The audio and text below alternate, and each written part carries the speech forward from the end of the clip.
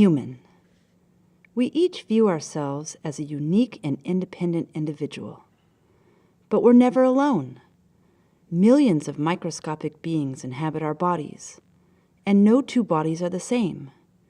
Each is a different habitat for microbial communities, from the arid deserts of our skin to the villages on our lips and the cities in our mouths. Even every tooth is its own distinctive neighborhood. And our guts are teeming metropolises of interacting microbes.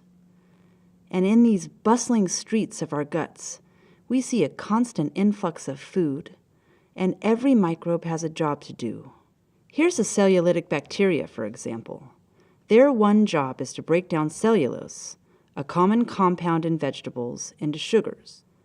Those simple sugars then move along to the respirators, another set of microbes that snatch up these simple sugars and burn them as fuel.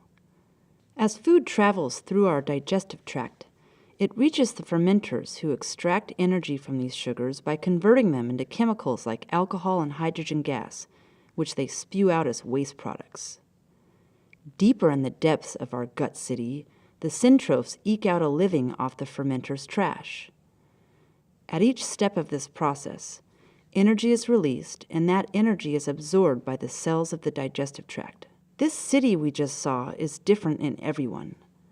Every person has a unique and diverse community of gut microbes that can process food in different ways.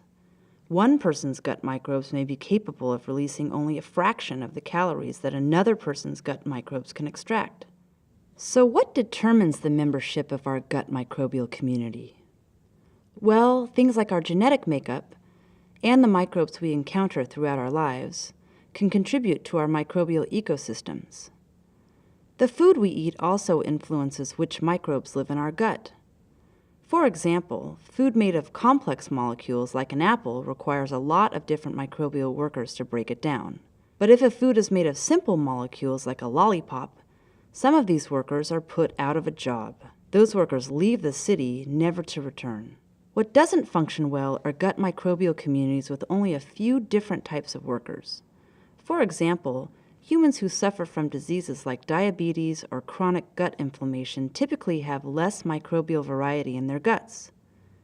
We don't fully understand the best way to manage our individual microbial societies, but it is likely that lifestyle changes, such as eating a varied diet of complex plant-based foods, can help revitalize our microbial ecosystems in our gut and across the entire landscape of our body. So we are really not alone in our body. Our bodies are homes to millions of different microbes, and we need them just as much as they need us.